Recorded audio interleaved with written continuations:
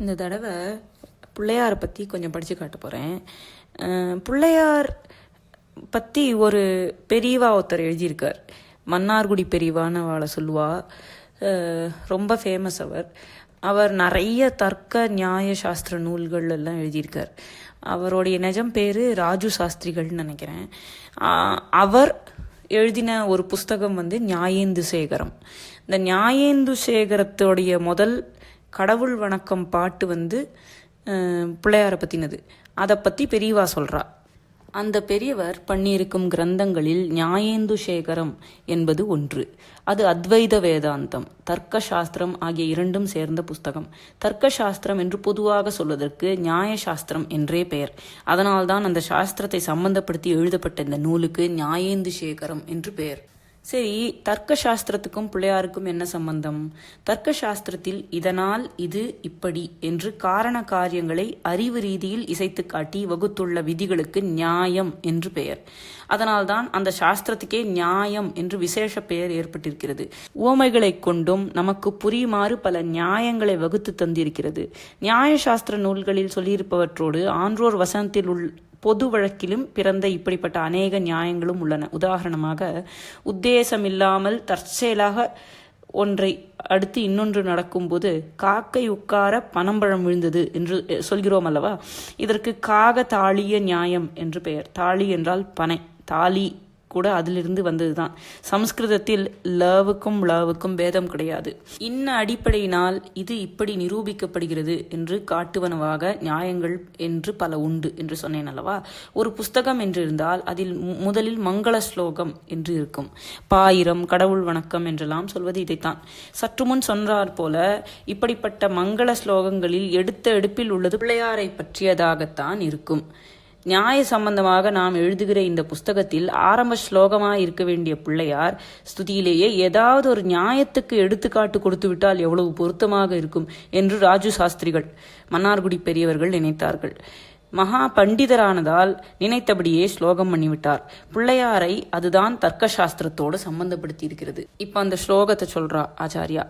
அபியன்யாமரம் ஆரிராத இஷதாம் யத்பாத பங்கேருக துவந்த்வாராதனம் அந்தராயகதே காரியம் துவவசியம் விது தத்ஹேதோரிதி நீதிவித்து பஜதே தேவம் யம் ஏகம் பரம் சர்வார்த்த பிரதிபாதனைக சதுரோ துவைமாதுரோ அவ்யாத்சன. தான் நியாயேந்து சேகரத்தின் மங்கள ஸ்லோகம். இதற்கு என்ன அர்த்தம் என்றால், வேறே ஏதோ ஒரு தெய்வத்தை, அதாவது விக்னேஸ்வரர் அல்லாத இன்னொரு தெய்வத்தை பூஜை பண்ண விரும்புகிறவர்கள் கூட தங்களுடைய பூஜையில் ஏற்படக்கூடிய விக்னம் நீங்குவதற்காக விக்னேஸ்வரருடைய 2 பாத கமலங்களை அவசியம் பூஜிக்கத்தான் வேண்டும் என்று அறிந்திருக்கிறார்கள். பூஜை செய்கிறவன் தத்ஹேது நியாயம் தெரிந்தவனாயிருந்தாலோ வேறே தெய்வத்தை பூஜை பண்ண வேண்டும் என்றே நினைக்காமல் ஏக பரம்பொருளான விக்னேஸ்வரர் ஒருவரை மாத்திரம் பூஜிப்பதோடு முடித்து விடுகிறான். இப்படி சகல காரியத்தையும் தாமே பூர்த்தி செய்து தர வல்லவராக உள்ள அந்த விக்னேஸ்வரர் நம்மை ரட்சிக்கட்டும் என்பதாகும். இப்படி சொல்லிட்டு ஆச்சாரியா நிறைய கான்செப்ட்ஸ் இதை ஃபாலோ பண்ணி இந்த ஸ்லோகத்தை விரிவாக்கி, ஏன் இதில் துவை மாதுரோன்னு வருது, எதுக்கு 2 அம்மா, இவருக்கு எத்தனை அம்மா, பிள்ளையாருக்கு 2 அம்மா அப்படின்னா அந்த கங்கையும் பார்வதி தேவியும், ஏன்னா அவள் அப்பாவுக்கு 2 பொண்டாட்டி, இப்படிலாம் நிறைய விவரித்து சொல்லிகிட்டே பிள்ளையாரோட பெருமைகளை சொல்லி ஏன் நம்ம வெரைட்டி, ஏன் பல தெய்வங்களை வேண்டிக்கிறோம் அப்படிங்கிற பிரான்ச் அவுட் பண்ணி நிறைய கான்செப்ட் சொல்லிவிடுறா இதுக்கப்புறம் ஆச்சாரியா. ஆனால் இதில் ரொம்ப இன்ட்ரெஸ்டிங்கான ஒரு சின்ன ஒரு இன்சிடெண்ட்டை சொல்கிறா. அதுக்கு நம்ம ஸ்கிப் பண்ணி போயிடலாம். நியாயேந்து சேகரத்தில் உள்ள மங்கள ஸ்லோகம் சொன்னேன். சொல்கிற போது இந்து சேகர சம்பந்தம் உள்ளதாகவே பிள்ளையாரின் விளையாட்டை வர்ணிக்கும் இன்னொரு ஸ்லோகம் ஞாபகம் வருகிறது. தத்துவம் தர்க்கம் பார்த்ததற்கு மாறாக அந்த விளையாட்டையும் சொல்கிறேன். இந்து சேகரம் என்றால் சந்திரன் இடம்பெற்றுள்ள சிரஸ் என்று அர்த்தம். பரமேஸ்வரன் தான் இப்படி இந்து சேகரனாக இருக்கிறான் என்பது எல்லாருக்கும் தெரிந்திருக்கும். ஞானப்பால் உண்ட குழந்தை முதல் பாட்டிலேயே தூ வெண்மதி சூடி என்று சொல்லி இருப்பது இதனால்தான். அவர் யாரை சொல்றாருன்னா திருஞான சம்பந்தரை சொல்றார். முதல் பாட்டு 2 வயசு குழந்தையா இருந்தபோது அம்பாள் கையால் ஞானப்பால் வாங்கி குடித்த உடனே அந்த குழந்தை பாடின பாட்டு, தோடுடைய செவியன் விடையேறி ஓர் தூ வெண்மதி சூடி காடுடைய சுடலை பொடி பூசியன் உளம்கவர் கள்வன் ஏடுடைய மலரான் முனை நாட்பணின் தேத்தா வருள் செய்த பீடுடைய பிரமாபுரம் மேவிய பெம்மான் இவனன்றே அப்படின்னு ஒரு பாட்டு பாடினர். அதை சொல்றா என்று சொல்லி இருப்பது இதனால்தான். ஈஸ்வரன் ஜடாபாரத்திலே சூட்டி கொண்டிருக்கிற சந்திர கலையுடனேயே விக்னேஸ்வர குழந்தை பண்ணிய விளையாட்டை பற்றி ஒரு ஸ்லோகம் சொல்கிறேன். லோகத்துக்கெல்லாம் சந்தோஷம் கொடுக்கிற விளையாட்டு. சர்வ லோகத்துக்கும் தாய் தந்தையராக இருக்கப்பட்ட அம்பாளும் ஈஸ்வரனும் பிரியத்திலே ஒன்று கூடினால் அதை போல லோகத்துக்கு சந்தோஷம் எது உண்டு? அப்படிப்பட்ட சந்தோஷத்தை பால கிரீடையால், குழந்தை விளையாட்டால் கணபதி உண்டாக்கியதாக ஸ்லோகம். காவிய மரபிலே சில உண்டு. நாயகனும் நாயகியும் தமிழில் தலைவன் தலைவி என்பார்கள். எப்போதும் பிரியமாயிருந்து ஆனந்தமாக காலத்தை போக்கிக் கொண்டிருந்தார்கள் என்றால் காவியத்தில் ரசம் போத மாட்டேன் என்கிறது. அவர்கள் நடுவிலே கொஞ்சம் பிரிந்து போனார்கள், அப்புறம் சேர்ந்தார்கள் என்றால் ரசம் ஏற்படுகிறது. பிரிவதில் 2 விதம். எவனோ ஒரு ராவணன் நாயகியை தூக்கி கொண்டு போகிறான், அல்லது மாதவியிடம் மயங்கி நாயகன் பிரிந்து போகிறான் என்பது ஒரு விதம். இது மனசுக்கு ரொம்ப கஷ்டம் தருவதாக இருப்பது. இது சோகரசம். பிரிந்திருக்கிறோமே என்று சோகத்திலே நாயகனோ நாயகியோ 2 பேருமோ தாபப்படுவதற்கு விப்ரலம்பம் என்று பெயர். இப்படி ஒரே சோகமாக இல்லாமல் வினோதமான ரசக்கலவையாக பொய் கோபரசம், அதிலே கொஞ்சம் ஹாஸ்யரசம், அங்கங்கே ஓரொரு இழை சோகரசம், உள்ளுக்குள்ளே பார்த்தால் அதிலேயே சிங்காரரசம், எப்படி எல்லாம் சேர்ந்து நாயக நாயகிகள் தங்களுக்குள்ளேயே சண்டை போட்டுக்கொண்டு போல இருப்பதும் உண்டு. பிரணய கலகம் என்று இதை சொல்வார்கள். தமிழில் ஊடல் என்பார்கள். பொய் கோபத்தில் இப்படி பிரிந்து போன பிற்பாடு 2 பேருக்கும் சேரணம் என்று தாபம் உண்டாகிவிடும். ஆனால் தங்களை குறைத்து கொண்டு மானத்தை கோபத்தை விட்டு சமாதானமாக போவதற்கு மனசிடம் கொடுக்காது. எப்படியாவது ஏதாவது சந்தர்ப்பம் ஏற்பட்டு ஒன்று சேரும்படியாக ஆகாதா என்று பார்த்து கொண்டிருப்பார்கள். சாமர்த்தியசாலியான கவி இருந்தால் ரொம்பவும் அழகாக அப்படிப்பட்ட சந்தர்ப்பத்தை ஜோடித்து 2 பேரையும் ஒன்று சேர்த்து விடுவார். இதிலே ரசிக ஜனங்களுக்கும் மிகுந்த திருப்தி உண்டாகும்.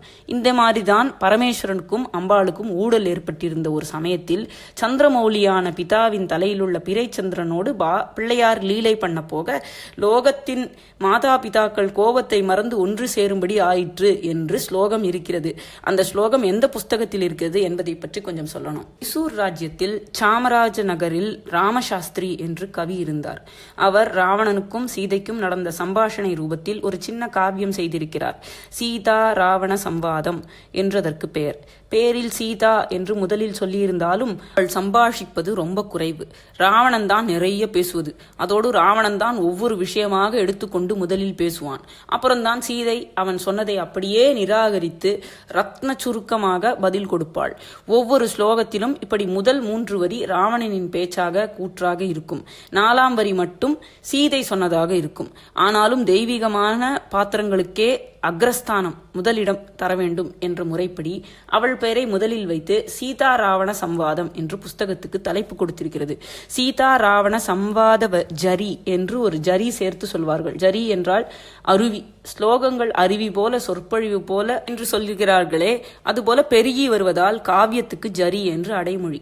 பிரதி ஸ்லோகத்திலும் முதல் 3 வரியில் ராவணன் ஒன்று தன்னை பற்றி ஓஹோ என்று உசத்தி பிரகடனம் பண்ணிக்கொள்வான், அல்லது ராமரை மட்டம் தட்டி ஏதாவது சொல்லுவான். 4ஆம் வரியில் சீதை அப்படியே நிராகரணம் செய்து விடுவாள் என்றேனே. அவள் சொல்கிற அந்த வாக்கியத்தில் தான் இந்த காவியத்தின் தனி சிறப்பே இருக்கிறது. கவியின் சாமர்த்தியம் அந்த ஈற்றடியில் தான் இருக்கிறது. ராவணன் ஒன்று சொல்ல சீதை பாட்டுக்கு அதை ஆக்ஷேபித்து வேறே என்னவோ தன் வசனமாக சொல்ல மாட்டாள். கவி இதை அந்த மாதிரி பண்ணவில்லை. பின்னே அவள் என்ன பண்ணுவாள்? சொல்லுவாள், ராவணனை பார்த்து நீ சொன்ன வார்த்தைகளிலிருந்தே ஒரு குறிப்பிட்ட எழுத்தை எடுத்துவிடு, அல்லது அவற்றோடு ஒரு குறிப்பிட்ட எழுத்தை சேர்த்து விடு, இல்லாவிட்டால் ஒரு எழுத்துக்கு பதில் இன்னொன்றை போட்டுக்கொள், இப்படி பார்த்தாயானால் அதுதான் என் பதில் என்று சொல்லுவாள். இம்மாதிரி பண்ணி பார்த்தால் ராவணன் சொன்னதன் அர்த்தம் அப்படியே மாறிப்போய்விடும். அவன் தன்னை உசத்தி சொல்லிக் கொண்டது சீதை ஏற்படுத்திய ஒரே எழுத்து வித்தியாசத்தினால் அப்படியே மாறிப்போய் அவன் எவ்வளவு நீசன் என்று காட்டுவதாக ஆகிவிடும். அதே போல ராமரை அவன் மட்டந்தட்டி சொன்னதும் மாறி அவருடைய உயர்வை சொல்லும் புகழ்மொழியாகிவிடும். என்ன ஒரு சீதைக்கு அல்லவா அவனை நிக்க வச்சு அவன் தன்னை பத்தி ஒருத்தன் தம்பட்டம் அடிச்சுக்கிறான். அவனை பார்த்து கூட பேசுறதுக்கு அவளுக்கு இஷ்டம் இல்லை. நீ எல்லாம் எனக்கு துரும்புன்னு முன்னாடி துரும்பு போட்டுன்னு தான் பேசுவலாம். அப்போ அவள் என்ன மாதிரி பதில் சொல்லியிருப்பா, எப்படி அனுபவிச்சு சொல்றா பெரியவா.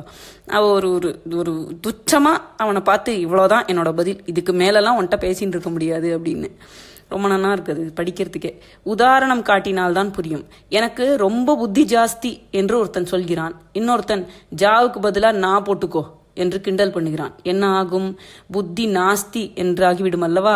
ஒரு எழுத்துக்கு பதில் இன்னொன்றை போடுவதில் அர்த்தம் அடியோடு மாறிவிடுவதற்கு இது எடுத்துக்காட்டு. ராம என்ற பெயரில் வரும் ரா ம என்ற 2 எழுத்துக்கள் தான் முறையே அஷ்டாட்சர பஞ்சாட்சரங்களுக்கு ஜீவனான அக்ஷரங்கள் என்று காட்டுவதற்கு ஒன்று சொல்வார்கள். அஷ்டாட்சரம் ஓம் நமோ நாராயணாய நம, பஞ்சாட்சரம் நம சிவாய. இந்த 2க்கும் ஜீவனே ரா ம அப்படிங்கிற 2 எழுத்துக்கள் தான். அதனால தான் ராம சப்தத்துக்கு ரொம்ப வசத்தி. அதை சொல்றா இப்ப ஆச்சாரியா. அந்த 2 மந்திரங்களிலிருந்து ரா ம என்ற எழுத்துக்களை எடுத்துவிட்டு பாருங்கள், அர்த்தத்தின் ஜீவனே போயிருக்கும் என்பார்கள். ஓம் நமோ நாராயணாய விலிருந்து ராவை எடுத்துவிட்டால் ஓம் நமோ நாயனாய தானே. நாயனாய என்றால் மார்க்கம் இல்லாதவனுக்கு என்று அர்த்தம். அஷ்டாட்சரத்தில் நாராயணனுக்கு நமஸ்காரம் என்றிருப்பதே விபரீதமாக மாறி வழி தெரியாதவனுக்கு நமஸ்காரம் என்று ஆகிவிடும். பஞ்சாட்சரத்தில் மாவை எடுத்துவிட்டால் நமசிவாய என்பதிலிருந்து மாவை எடுத்துவிட்டால் நசிவாய என்றாகிவிடும். சிவனுக்கு இல்லை என்ற விபரீத அர்த்தம் ஏற்பட்டுவிடும். இவை ஒரு எழுத்தை எடுப்பதினால் அர்த்தம் மாறுவதற்கு திருஷ்டாந்தம். ரங்கசாமி என்று ஒருத்தன் ரங்கு என்று குறிப்பிடுவது. உன் பேருக்கு முன்னாடி கூ சேர்த்துக்கோ என்றால் சிரிக்கிறார். இங்க பிராக்கெட்ல போட்டிருக்கு பெரியவா சிரிச்சுன்னு இருக்கான்னு. ஒரு எழுத்தை சேர்ப்பதால் அர்த்த விபரீதம். ஒரு எழுத்தை எடுத்து விடுவது, ஒமிட் பண்ணுவது ஷாவிதாட்சரம் எனப்படும். ஒரு எழுத்தை சேர்ப்பது, ஆட் பண்ணுவது அதி தத்தாட்சரம். ஒரு எழுத்துக்கு பதில் இன்னொன்று என்று சப்ஸ்டியூட் செய்வது பிரதிதத்தாட்சரம் எனப்படும். இப்படி ரத்ன சுருக்கமாக ஒரு மாறுதலை சொல்லியே சீதை ராவணனை தானே தன் முகத்தில் கரி தீற்றிக்கொள்ள செய்வதாக சீதாராவண சம்வாதத்தில் ஒவ்வொரு ஸ்லோகமும் இருக்கிறது. நான் காட்டிய உதாரணங்களில் ஒரே வார்த்தையில் தான் மாறுதல் பண்ணினோம். ஆனால் அந்த புஸ்தகத்திலோ ஒவ்வொரு ஸ்லோகத்திலும் ஒரு எழுத்து எத்தனை தடவை வந்தாலும் அத்தனையிலும் அதை மாற்றி வார்த்தை ஜாலம் செய்திருக்கிறது. கஷ்டமான காரியம். பாஷையில் விசேஷ கமாண்ட் இருந்தால்தான் அப்படி செய்ய முடியும். இப்படி 50 ஸ்லோகம் செய்திருக்கிறார். 100 பண்ண வேண்டும் என்று ஆரம்பித்தார். சிரமப்பட்டு 50 பண்ணி அதுக்கு மேல் முடியவில்லை என்று விட்டுவிட்டார். அப்புறம் அவருடைய சிஷ்யர் மேலும் 50 பண்ணி சதகமாக பூர்த்தி செய்தார் என்று சொல்கிறார்கள். எழுத்துக்களில் விளையாட்டு பண்ணி எழுதும் இப்படிப்பட்ட ஸ்லோகங்களை வர்ண சித்திர கிருதி என்பார்கள். புத்திக்கு நிறைய வேலை வைத்து வினோதமாக சிக்கலாக புதிராக பண்ணும் கவிதைகளுக்கு சித்திரக்கவி என்று பெயர். சித்திரக்கவியிலேயே 2 மெயின் டிவிஷன். வார்த்தை ஜாலம் இல்லாமல் அர்த்த ஜாலம் செய்து ஆழ்ந்து யோசித்தாலே பொருள் புரியும்படி கவிதை செய்தால் அதற்கு அர்த்த சித்திரம் என்று பெயர். இப்படி இல்லாமல் சப்த ஜாலம் நிறைய இருக்கும்படி பொருளணியாயின்றி சொல்லணியாக செய்தால் அதற்கு சப்த சித்திரம் என்று பெயர். பொருளணியில் சப் டிவிஷன் தான் எழுத்தை மாற்றி விசித்திரம் செய்யும் வர்ண சித்திரம். இப்போ இந்த புஸ்தகத்துல கணபதியான் கிட்ட வரா ஆச்சாரியா. இந்த புஸ்தகத்தில் சீதாராமண சம்வாதத்தில் கவி கணேச ஸ்துதி ஆரம்பத்தில் கூறியிருக்கிறார். அதில்தான் சந்திரமௌலி சம்பந்தமாக ஒரு கணேச லீலை வருகிறது. அதில் பிரணய கலகத்தில் கூடியிருந்த பார்வதி பரமேஸ்வராலை ஒன்று சேர்த்து வைத்து நம் மனசில் பரம மங்களமான ஒரு உணர்ச்சியை உண்டாக்குகிறது. மங்கள ஸ்லோகம் என்பது நிஜமாகவே ரொம்பவும் மங்களமாயிருக்கிறது. ஆனால் இந்த ஸ்லோகம் சித்திரக்கவியாக இல்லை, சுவாபாவிகமாக கவிதாரசத்தோடு அமைந்திருக்கிறது. இந்த ஸ்லோகம் ஆச்சாரியா சொல்லியிருக்கிறது ரொம்ப அழகா இருக்கு. ரொம்ப ரொம்ப அழகா இருக்கு. அந்த பேபி பால கணபதியை 2 கையாலையும் தூக்கி எடுத்து கொஞ்சணும் போல ரொம்ப ஆசையா இருக்குது ஸ்லோகத்தை படிச்சா. அதுக்காக தான் இந்த ரெக்கார்டிங்கே பண்ணினேன். இதுதான் ஸ்லோகம். ரீட்டா ருஷ்டா த்ரிஜாங்கிரி பிரணத சிவ சிரச்சந்திர கண்டே கராக்ரம் லீலாலோலம் பிரசாத்ய ஸ்புர தமல பிசா சங்கியா ஆக்ரஷ்டு காம உத்யன் ஹிருத்ய ஸ்மிதாபியாம் அகமஹமிகயா ஆலிங்கியமான சிவாபியாம் கஷ்சின் நஷ்சிந்திதார்த்தம் கலையது களபோ பாலலீலாபிராம. குட்டி யானையான கணபதி குழந்தை விளையாட்டில் கழிக்கிறது. களபோ பாலா லீலாபிராம. அந்த ஆனந்த குழந்தை நாம் விரும்பி நினைக்கிற பொருளை எல்லாம் நமக்கு அருளட்டும். சிந்தித்த அர்த்தம் கலையது. இது கடைசி வரி. முதல் 3 வரிகளில் அது பண்ணும் விளையாட்டு போக்கிரித்தனம் என்று சொல்வதா, நிஷ்கபடமாக விளையாடுகிறது என்று சொல்வதா என்று புரியாத விளையாட்டு எப்படியானாலும் ரசித்து மகிழும்படியாக இருக்கிறது. அத்ரிஜா என்னும் மலைமகள் இருக்கிறாளே, சாக்ஷாத் பார்வதி தேவி. அவளுக்கு பர்த்தாவிடத்தில் பொய்க்கோபம், கிரீடா ருஷ்டா என்று விளையாட்டு கோபக்காரியை சொல்லியிருக்கிறார் கவி.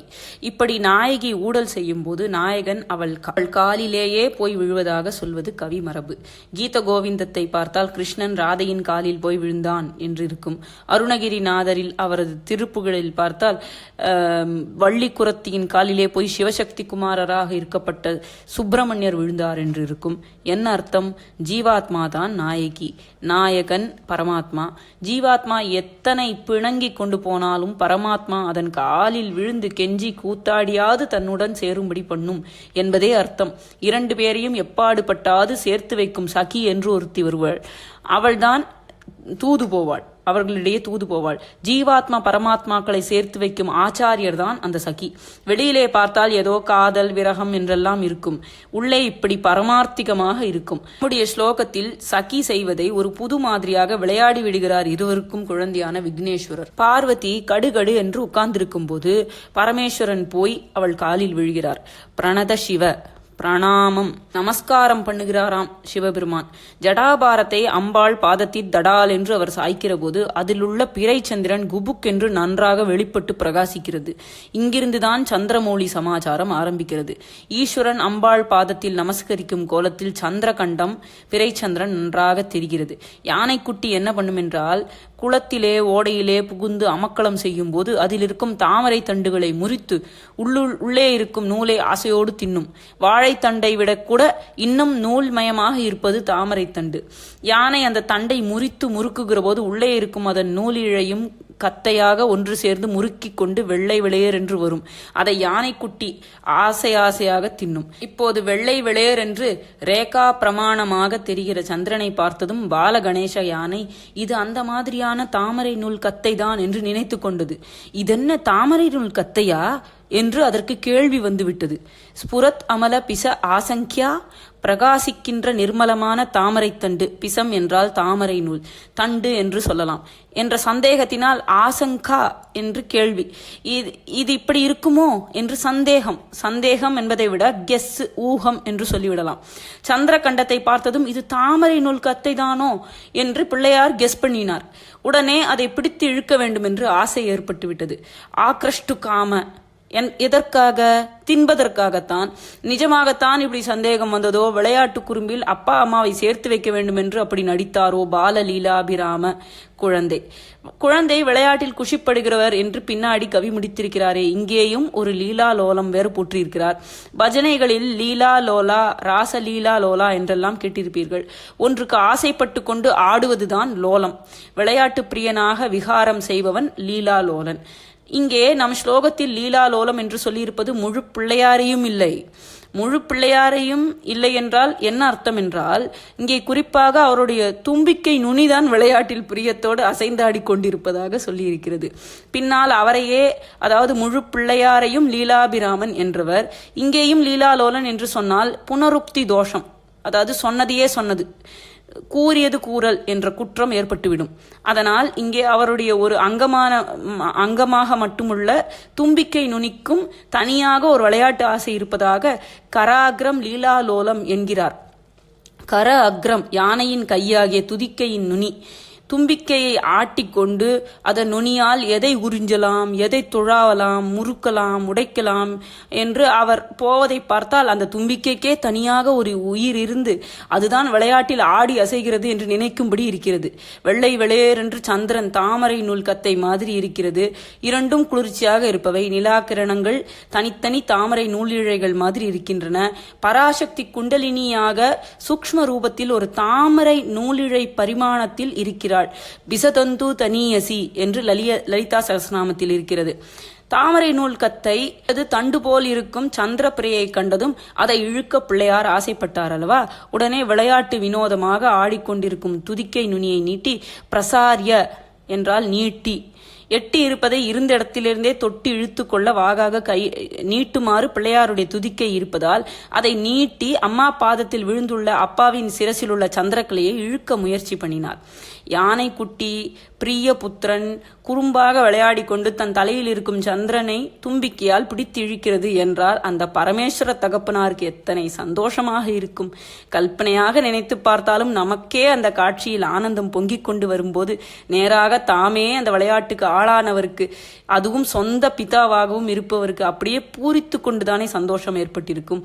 சந்திரமௌலீஸ்வரன் என்று தனக்கு பெரிய பெயர் கொடுத்துள்ள அந்த சிரோபூஷணத்தை பிள்ளை அபகரிக்க பார்ப்பதே மகுடாபிஷேகம் செய்விக்கிற மாதிரி அவருக்கு பேரானந்தத்தை கொடுத்து விட்டது.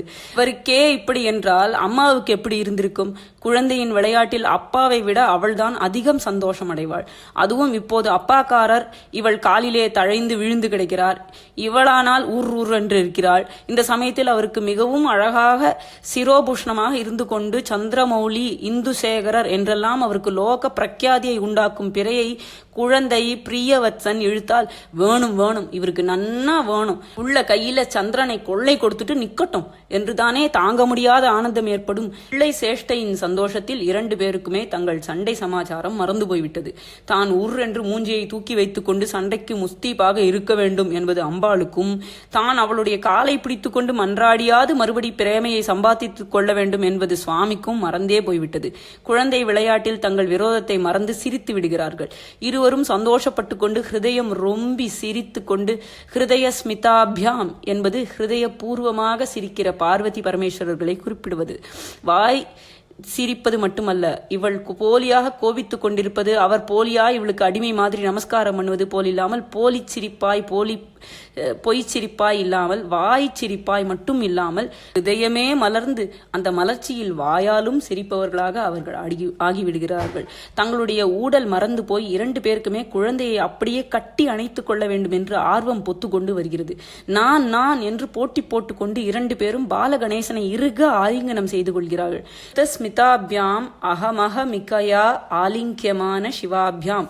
ஹிருதயம் ரொம்பி சிரித்து கொண்டு நான் தான் என்று முண்டி அடித்துக்கொண்டு அகம் அகமிகா என்றால் நான் என்று ஒருத்தரோடொருத்தர் போட்டி போடுவது. அப்படி குழந்தையை நான் தான் முதலிலே கட்டை அணைச்சுப்பேன் என்று பார்வதி பரமேஸ்வரால் போட்டி போட்டுக்கொண்டு ஆலிங்கனம் பண்ணி கொள்கிறார்கள். சிவாபியாம், அவர் சிவன், இவள் சிவா. அம்பாளுக்கு சிவா என்று பெயர், சர்வமங்களா என்று அர்த்தம். சிவாபியாம் என்றால் சிவன் சிவா ஆகிய இருவராலும் விக்னேஸ்வரர் ஆலிங்கனம் செய்து கொள்ளப்படுகிறார். ஆலிங்கியமான சிவாபியாம் அந்த ஸ்லோகத்தில் இருக்கு. குழந்தையை அணைத்துக் கொள்வதில் பெற்றோர் அடையும் ஆனந்தத்தை குறளில் கூட சொல்லி இருக்கிறது. திருக்குறள்ல வருது, அது சொல்றா மெய்த்தீண்டல் என்று சொல்லி இருக்கிறது. திருக்குறள்ல மக்கட்பேருங்கிற அதிகாரத்துல ஒரு செய்யுள் இருக்கு. மக்கள் மெய் தீண்டல் உடற்கின்பம், மற்றவர் சொல் கேட்டல் இன்பம் செவிக்கு. அதாவது குழந்தைகளுடைய உடம்ப கட்டிக்கிறது, உடம்புக்கு இன்பம், அதீதமான இன்பத்தை தரக்கூடியது. அதே சமயத்துல அவளுடைய பேச்சை கேட்கறது காதுக்கு இன்பமா இருக்கும் அப்படிங்கறது அந்த செய்யுளோட அர்த்தம். அதை சொல்ற ஆச்சாரியா. சாகுந்தலத்தில் துஷ்யந்தன் சகுந்தலையை திரஸ்காரம் பண்ணி பல வருஷங்களுக்கு அப்புறம் கஷ்யபரின் ஆசிரமத்தில் பரதனை தன் பிள்ளை என்று தெரிந்து கொள்ளாமலேயே பார்க்கிறான். பார்த்த மாத்திரத்தில் அவனை கட்டி அணைத்துக் கொள்ளணும் போல அவனுக்கு ஒரு தாபம் உண்டாகிறது.